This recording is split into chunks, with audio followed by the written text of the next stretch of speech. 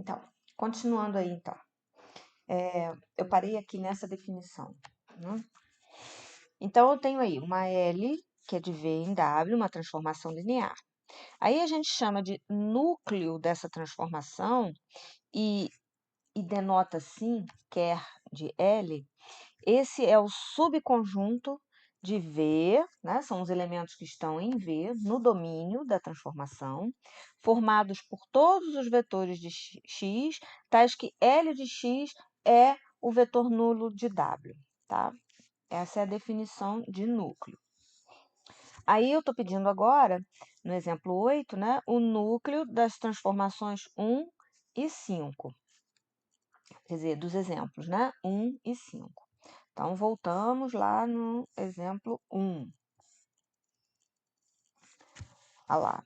Nesse exemplo 1, eu quero saber aqui, ó, núcleo. Vou repetir aqui a transformação. Vou escrever lá L, que vai do R3 no R2.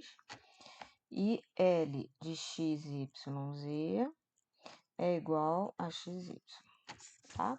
Se eu quero determinar o núcleo, quer dessa transformação L. Então, eu quero saber quem são os vetores x, y, z do R3 que são levados no zero. Ou seja, eu quero saber quem é L de x, y, z, quem são x, y, z, de maneira que essa L é o 0, 0, que é a origem do R2. Tá bem? L de x, y, z nada mais é do que xy, né? Isso tem que ser igual ao 0, 0. Então, repara, o x é 0 e o y é 0. Então, os vetores do núcleo, né, são aqueles vetores da forma 0, 0 e o z. O z não tem valor aqui, né? Onde o z pertence aos reais. Ou se você quiser fornecer uma base, né, seria assim, o núcleo de L como sendo 0, 0, 1, né? Essa é uma base. Por quê? Você vai pensar lá no 0, 0, z, isso é z que multiplica o vetor 0, 0, 1. Então, esse vetor gera um espaço com vetores dessa forma, tá? Então, esse é o meu núcleo. Tá bom? Vamos lá, eu já ia falar outra coisa aqui, mas aí é mais lá para frente que vem essa coisa. Vamos fazer então do exemplo 5, volta lá, exemplo 5. Agora aqui, né, determinar quer de L, onde eu tenho L de R2 em R2, onde a minha L de XY, vou botar deitadinho, tá? Igual eu fiz da outra vez. 2x mais 3y, 5x menos y. Tá? Então, de novo, eu busco quem são os vetores x, y do R2, tais que L dele seja 0. Então, eu tenho que colocar, né, o 2x mais 3y, 5x menos y, tem que ser o 0, 0. Tá bom? Então, eu tenho que ter 2x mais 3y igual a 0 e 5x menos y igual a 0. A gente já fez um exemplo parecido com esse, né? Quando a gente viu lá da função injetora, e a gente viu que esse sistema homogêneo, só que a gente tinha aí outras variáveis, né? Que era U e V, mas é o mesmo sistema homogêneo na aula anterior. Então, aqui, esse é um sistema que só admite solução trivial, então eu tenho x igual a 0 e y igual a 0. Então, a gente já sabe que o núcleo dessa transformação contém apenas o vetor nulo do espaço R2, tá? Domínio. Ou seja, só o zero que é levado no zero. No exemplo 1, não. Tem uma pá de vetor que era levado no zero. Então, continuando aqui. Exemplo 9. Se L do R4 e R2 está definida por, como está aí, né? A L de XYZW vai ser duas coordenadas, onde a primeira é a soma das duas primeiras anteriores e a segunda é a soma das duas últimas. Então, o núcleo é formado por vetores do R4, tal que L de x é zero. Isso nos leva a esse sistema linear, tá? Aí, na hora de fazer, a gente resolve, né? E a solução é o conjunto de vetores dessa forma aí, né? Vamos pensar, qual seria uma base para esse vetor, né? Para esse núcleo. Então, eu tenho lá, são vetores da forma R menos R, S menos S, tá? Isso é R que multiplica 1, menos 1, 0, 0, mais S que multiplica 0, 0, 1 e menos 1. Então, a base, né, o que eu poderia escrever também, de L, é essa aqui. Menos 1, 0, 0. Obviamente, são LI, né, porque os zeros se alternam, né, com números, e aí a gente só vai conseguir a combinação linear nula se os coeficientes forem nulos. Então, eu tenho aí o núcleo como tendo dois elementos na base, e daí a dimensão desse núcleo, é isso que está falando aí, é 2, tá? Seguindo, eu não resolvi esse sistema, porque senão a gente vai gastar muito tempo de vídeo aqui. Depois vocês resolvem aí no cantinho. Se L de V em W é uma transformação linear, então o núcleo é um subespaço de V.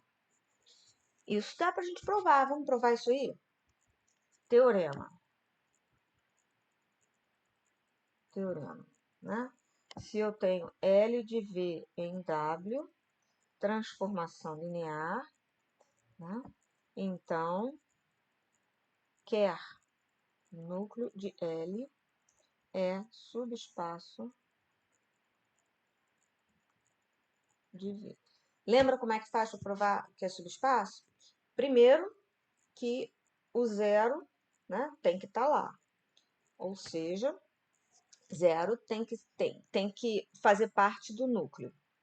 Né? Então, em primeiro lugar, o zero de V é o zero de V, porque o núcleo é um subespaço de V. Né?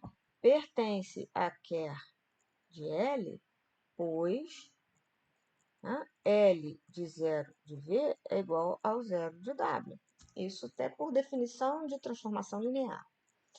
Tá? Então, o núcleo não é vazio. 2. O que mais eu tenho que ter? Ó, dados U e V pertencentes ao núcleo de L, eu tenho que ter U mais V também pertencente ao núcleo de L. É isso que eu tenho que colocar aqui. Então, eu vou fazer L. Se L de U mais V for zero, né, então U mais V pertence ao núcleo.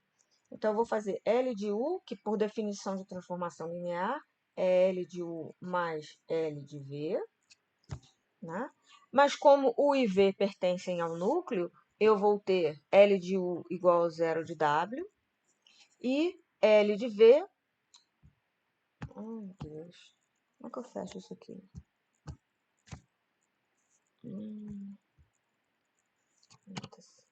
Deu. Caramba! Pronto, saiu. L de V também é o... Ah, Flávia. Pronto. Também é o zero de W, né? Porque V também está no núcleo. Então, isso aqui vai ser o zero de W. Logo, U mais V pertence ao núcleo de L. E a terceira exigência, né, para um conjunto ser subespaço, de um espaço vetorial. Eu tenho que pegar um vetor dele, U pertencente ao núcleo, e K, uma constante, pertencente aos reais. Tá? E aí eu tenho que fazer L de KU tem que ser igual a KL de U. Tá? Então, eu tenho que fazer... Desculpa, tem que ser zero, né? L de KU tem que ser zero. Para o KU também tá no núcleo, certo? Então, L de K vezes U, por definição, é K vezes L de U, por definição de transformação linear, a propriedade que ela tem. Mas se U está no núcleo, então L de U é o zero de W. Então, isso é K vezes o zero de W, que vai ser o zero de W. Então, K vezes U pertence ao núcleo de L. Assim, né? Quer que L é sobre o espaço de V. Tá? Então, todo núcleo de uma transformação linear é um subespaço vetorial do espaço domínio. Tá? Ok. Aí tem um outro teorema também. Esse é importantíssimo, porque esse facilita a nossa vida na hora de verificar se uma transformação linear é injetora. Está dizendo ali. E é um teorema de si somente si, né? É um teorema forte. Então, uma transformação linear é injetora se somente se o seu núcleo contiver apenas a origem do espaço-domínio. Esse também dá para demonstrar. Né? Vamos lá, vamos fazer no canto de cá. Ó, teorema. Sendo L de V em W, transformação linear, tá? L é injetora, se somente se, tá? Se somente se quer de L contiver apenas o vetor nulo do espaço V, que é do espaço domínio. Então, vamos fazer essa demonstração, que essa daí é tranquilo também. O que for demonstração tranquila para a gente entender, eu faço com vocês, né? Porque a gente vai aproveitando, vai vendo as propriedades, vai aplicando um pouco da teoria também.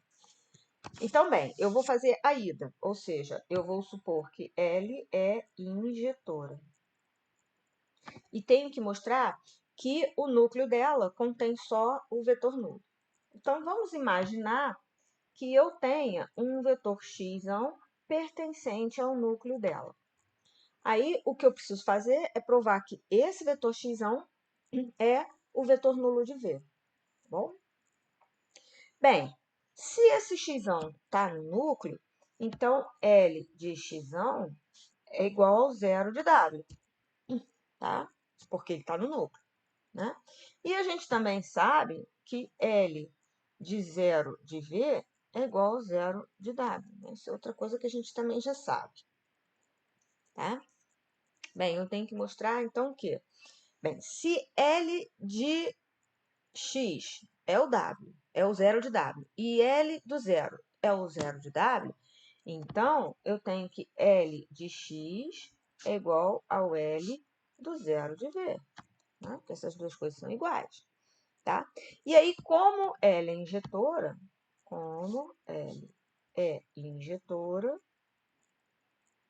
né? Temos x igual ao zero de V. Então, nota, se eu peguei um vetor qualquer e mostrei que ele é o vetor nulo do espaço, então o núcleo só tem vetor nulo do espaço, né? Porque qualquer vetor que eu pegue de maneira geral, para satisfazer, né, a situação, eu tenho que ter que ele é o vetor nulo, então o núcleo, né, de L contém apenas o vetor nulo de V, tá? Bem, agora eu tenho que fazer a volta, né? Ou seja, eu vou supor, vou considerar aqui, né, a premissa, né, vamos dizer assim, a hipótese, né, como hipótese, o núcleo de L é apenas o zero de V. E eu tenho que provar com isso que a minha função é injetora, que a minha transformação é injetora. Aí agora sim, eu vou tomar dois vetores em V,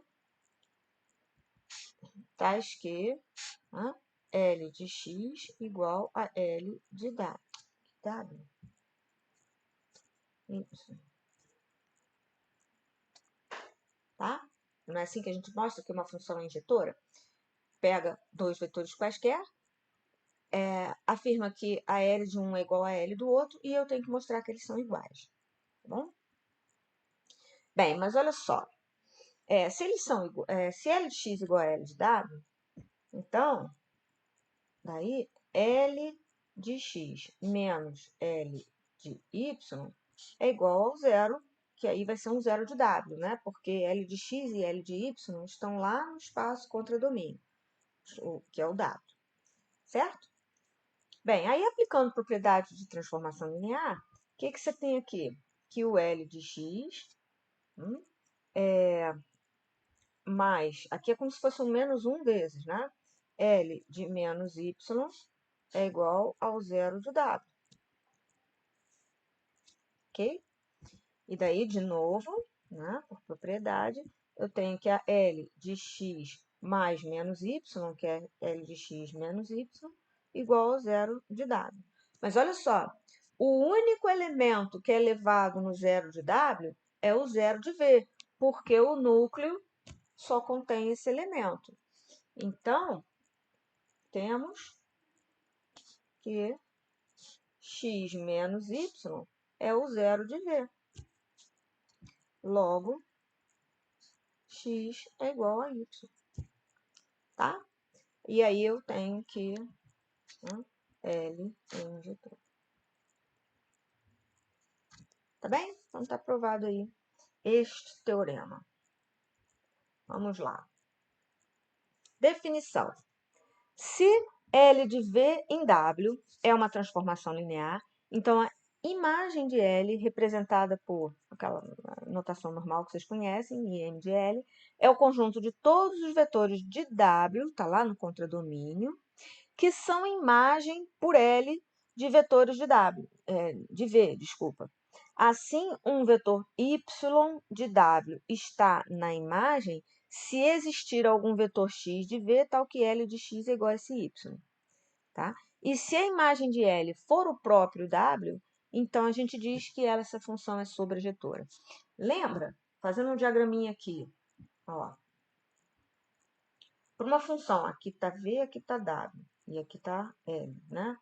Para uma função ser sobrejetora, todo elemento de W tem que ser imagem de alguém. Então, ou seja, qualquer y que eu pegue aqui, ele tem que ser imagem de um x que está aqui, entendeu? Então, quando a gente diz, né, que a imagem, quando a imagem da transformação é todo o conjunto contradomínio, ou seja, todos os elementos do contradomínio são imagem de alguém, né, são resposta de alguém lá do espaço-domínio, então essa função é sobrejetora. Tá? Lembra que quando sobrava elemento aqui, a gente dizia assim, não é sobrejetora, tá, né? Então, esse é o caso. Aí, vem o teorema. Se L de V em W é uma transformação linear, então imagem de L é um subespaço de W. Dá para a gente demonstrar esse teorema também. Tá bom? Vamos cair dentro. Então, outro teorema. Ih, olha como é que eu escrevi. Credo. Tá? Diz assim, eu tenho L de V em W, uma transformação linear. Então, imagem de L é subespaço de W. De W porque a imagem é um subconjunto do contradomínio. Tá bom? Então, vamos lá. De novo, primeira coisa, né? A gente tem que mostrar que o vetor nulo está lá dentro. Então, o zero de W pertence à imagem de L. De fato, né, L de zero de V é igual ao zero de W. Então, né, se tem alguém lá em V que a L dele é o zero de W, então zero de W está na imagem. Então, primeira coisa, né, imagem não é vazia. Agora vamos ao 2i. Eu tenho que pegar dois caras lá na imagem, dois vetores na imagem, e mostrar que a soma desses dois ainda está na imagem. Então, eu tenho que botar lá, sejam... eu vou chamar de quem? Tá, pode ser x e y. X e y pertencentes à imagem de L. Tá? Então, ó, se estão na imagem, então existem, vamos botar assim, U e V no espaço origem, tal que, tais que, né? Melhor, vamos colaborar aí com o português. Tais que você tem, ó, L de U igual a X e L de V igual ao Y. Tá bem? Se eles estão, se X e Y estão na imagem, então é porque eles são resposta de alguém. Tá? Então, X mais Y, quem vai ser X mais Y? Vai ser L de U mais L de V, que é igual a L de U mais V. Né? Agora, nota o seguinte, U mais V também está lá como V é um espaço vetorial, U mais V pertence a V. Então, como V é espaço vetorial, U mais V pertence a V. E daí, podemos dizer que existe, deixa eu pegar aqui uma outra letra, um Z, que é igual a U mais V, né? Tal que L de Z é igual a X mais Y.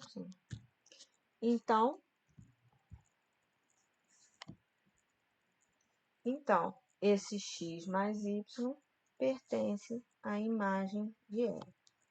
Tá? Então, eu mostrei que quando eu pego dois elementos na imagem, a soma também está na imagem. A última exigência para a gente ter subespaço vetorial é com a constante, né? A multiplicação por escalar. Fechamento, né? Da multiplicação por escalar. Aí eu vou pegar lá, sejam x na imagem de L e um k pertencente aos reais, número real aqui. Tá? Aí eu preciso mostrar que k vezes x também pertence à imagem. É isso que eu vou fazer. Tá? Então, existe, como o x está na imagem, existe, vou até usar a mesma letrinha, pertencente a V, tal que, né? L de U é esse x. Bem? Então, eu tenho lá K vezes X, isso é igual a K vezes L de U, que é igual a L de K vezes U. Propriedade de transformação linear também. Então, olha só. Existe um vetor KU que é levado pela L no vetor KX. Né? Então, e KU pertence, né, a V. Então, de novo, como V é espaço vetorial, né, KU pertence a V. E daí, né, existe, vou botar de novo, Z igual a KU, né, tal que L de Z é igual a KX.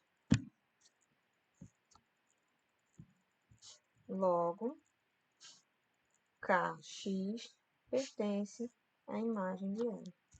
E aí, por essas três afirmações, né, por essas três conclusões, né, a gente tem que imagem de L é um subespaço de W. Tá bom? Tá quase acabando. Deixa eu ver se falta muito, porque Verifique se as transformações definidas nos exemplos 1 e 5 são sobrejetores. Né? Ó, no 1 vai ser, porque você tem lá projeção, né? Então, todo elemento do R2, lembra que o 1 era projeção ortogonal? Todo elemento do R2, ele é alguém do meu espaço projetado. Né? Olha aqui, vamos fazer... Aqui na sala de aula é bom que eu mostro assim, né? Com os cantinhos da sala e tal. Se eu pego um camarada aqui, no chão, né? No meu espaço R2 aqui embaixo, é um XY aqui. Todos os vetores que vão estar com a pontinha em cima dessa reta aqui, né? Fazendo um ângulo de 90 graus, porque é a projeção ortogonal, vão levar nesse ponto XY. Então, todo vetor e todo ponto do R2, eu consigo traçar uma reta perpendicular. Então, eu tenho infinitos pontos que são levados nele. Então, é sobrejetor. O 5 também tá? Na verdade, é uma função bijetora. Eu teria que mostrar que existe alguém lá no espaço R2 cuja imagem seja alguém dado, né? Então, eu teria que resolver aquele sistema. Basicamente, é isso aqui. Ó. Vou voltar lá. Um exemplo 5, que aí vocês vão perceber. Cadê? Aqui. Tá? No exemplo 5 aqui, é sobrejetora. Então, é como se eu estivesse pegando aqui, vou fazer assim bem por alto. 2x mais 3y e o vetor 5x menos y, que é a L de alguém, é como se eu tivesse que encontrar um vetor xy, dado um vetor AB, assim, eu tenho que encontrar um vetor xy, tal que L de xy é igual a AB. Então, é tipo isso, dado AB, né, encontrar xy,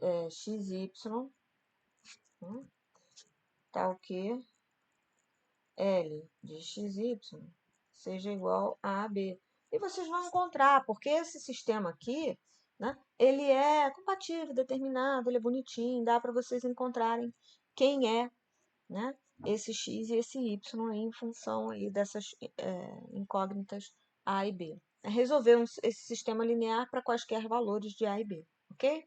E aí vocês vão verificar que ela é sobrejetora por causa disso. Seguindo. Cadê? Olha lá o exemplo 12. Tá quase acabando, ó. Gente, se estiver passando um pouquinho aí do horário, a gente termina. Olha o exemplo 12. Seja L do R3, do R4 em R3 definida por essa transformação aí. Ache uma base para essa imagem. Ó, eu vou ter que fazer o seguinte. Deixa eu copiar isso aqui para o papel, porque tá tão rabiscado, eu vou ter que arrumar um espaço mais limpinho. L de A1, A2, A3 e A4 é igual a A1 mais A2, A3 mais A4 e A1 mais A3. Muito bem. Vou pegar uma parte do quadro limpo aqui. Aqui também é um exemplo. Né? É uma L que vai do R4 no R3, onde ele diz que L de A1, A2, A3, A4 é igual a primeira coordenada, A1 mais A2. Segunda coordenada, A3 mais A4. Terceira coordenada, A1 mais A3. Tá? Então, eu quero achar uma base para essa imagem. A gente faz o seguinte, para qualquer vetor, né, com 4 coordenadas, a resposta vai ser sempre um subespaço, né, gerado por um vetor assim, um vetor com essa cara aqui. Então, esse vetor, A1 mais A2, A3 mais A4 e A1 mais A3, um vetor com esse aspecto, né, ele vai ser gerado, eu vou escrevê-lo como seguinte combinação linear. A1 que multiplica 1 porque ele aparece uma vez na primeira coordenada, 0, ele não aparece na segunda, e 1, porque ele aparece na terceira coordenada. Mais a 2, que multiplica 1, tá? É no mesmo processo, 0 e 0. Mais a 3, que multiplica 0, 1 e 1. Mais a 4, que multiplica 0, 1 e 0. Tá? Olha, eu tenho aí, o meu espaço contra domínio é o R3. Tem 3 dimensões. Então, eu não posso ter 4 vetores na base. Eu tenho vetores sobrando aí. Né? Inclusive, eu não sei nem se, né, esses 4 vetores geram um espaço tridimensional. Pode ser até que gere um espaço bidimensional. Para isso, lembra do posto de matriz? A gente tem que encontrar o posto linha dessa matriz aqui, ó, posto, né? Espaço linha, vamos colocar assim, né? 1, 0, 1, a gente escalona. 1, 0, 0, 0, 1 e 1, e 0, 1 e 0. Tá? Eu tenho que escalonar essa matriz e eu vou encontrar uma base para isso aí. Bom, aqui já está 1, vou multiplicar aqui por menos 1, somar aqui. Então, isso fica 1, 0, 1, 0, 0, menos 1, 0, 1 e 1, 0, 1 e 0.